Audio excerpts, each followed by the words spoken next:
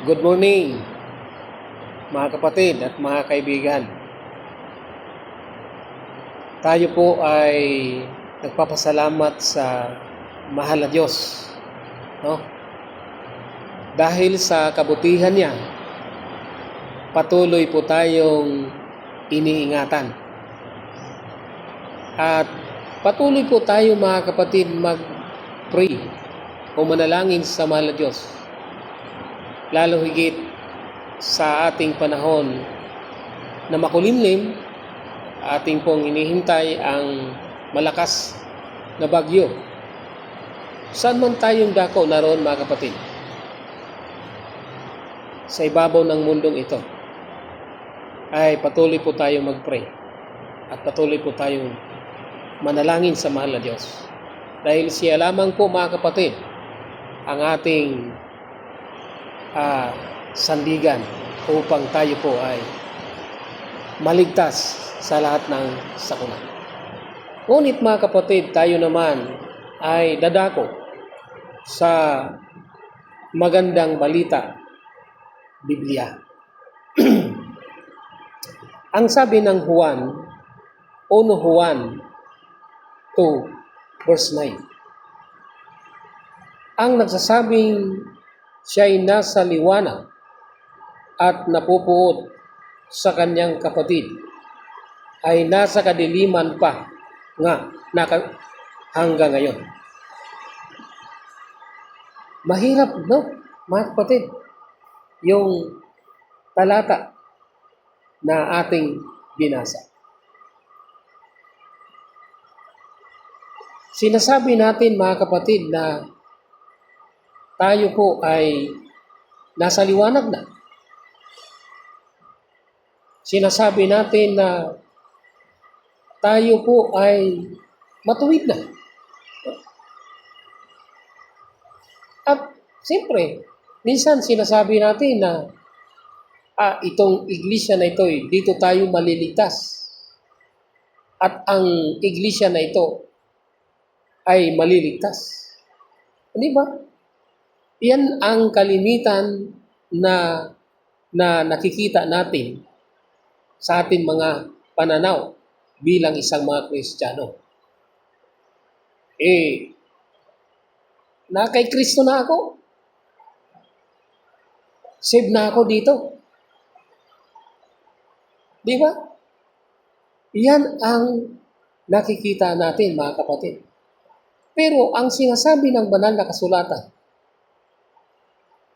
ang nagsasabing siya'y nasa liwanag, pero pala, mga kapatid, napupuot ka pala sa ating kapwa. Napakahirap, mga kapatid.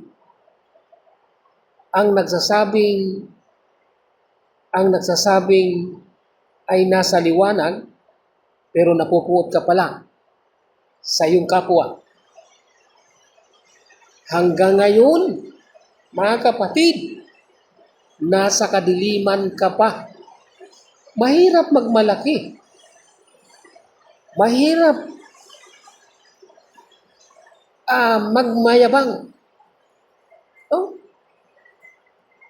Ang sinasabi ng talata na wala pa.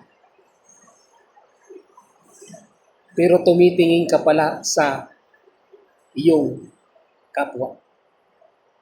Mga kapatid at mga kaibigan, anuman ang antas natin sa mundong ito, sa church, leadership, sa ibabaw sa anuman antas ng ating religion sa mundong ito, kapag ating tinitingnan ang ating kapwa, hindi tayo magiging mapayapa sa mundong ito. Bakit po, mga kapatid? Habang tinitingnan natin ang kasalanan ng ating kapwa, kini-question natin ang ating kapwa, hindi po tayo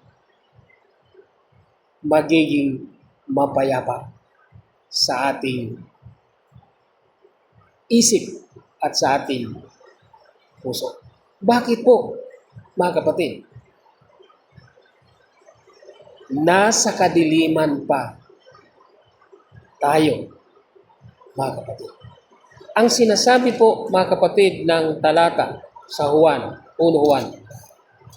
Ngunit kung tayo'y lumalakad sa liwanag, ni tulad niya na nasa liwanag, may pakikisama tayo sa isa't isa, at ang dugo ni Jesus na kanyang anak ang luminis sa atin sa lahat ng kasalanan.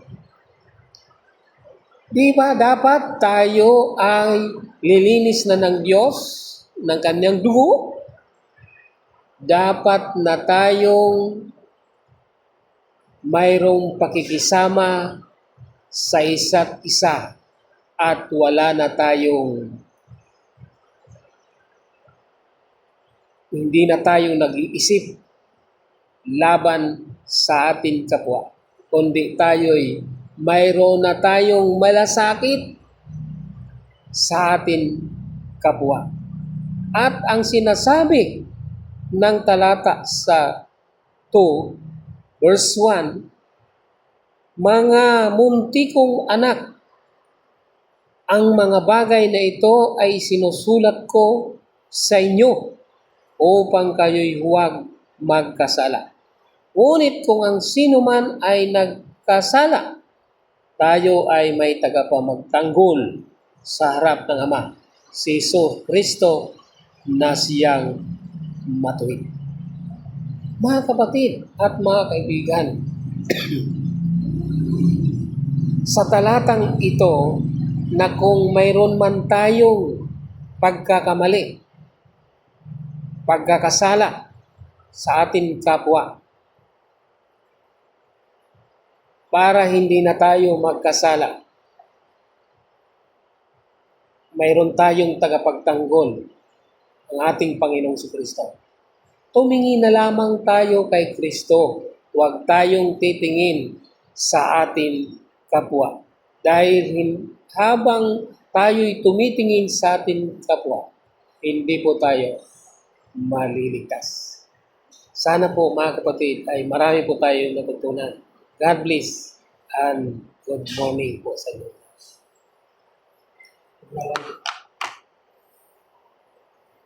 Excuse me po.